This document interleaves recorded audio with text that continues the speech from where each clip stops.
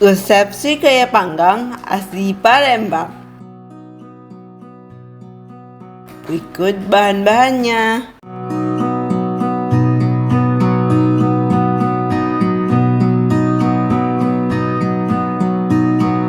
Cara membuatnya: masukkan telur, santan, garam, gula, kocok dengan mixer hingga gulanya larut. Tuang air daun suji, masukkan terigu sedikit demi sedikit sambil terus di mixer. Tambahkan maizena lalu kocok lagi. Masukkan margarin, kocok lagi hingga merata. Tuang ke dalam loyang yang sudah diolesi margarin dan ditaburi tepung terigu. Siap untuk kita panggang.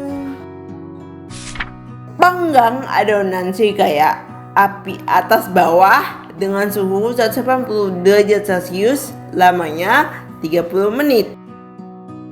Finally, it's done. Tunggu dingin dulu ya, baru dikeluarin dari oven srikaya panggangnya.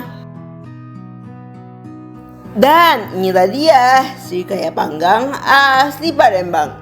Rasanya manis dan lembut. Cocok buat camilan keluarga tercinta. Sampai bertemu lagi di resep berikutnya. Jangan lupa like, share, dan subscribe YouTube channel Modania ya.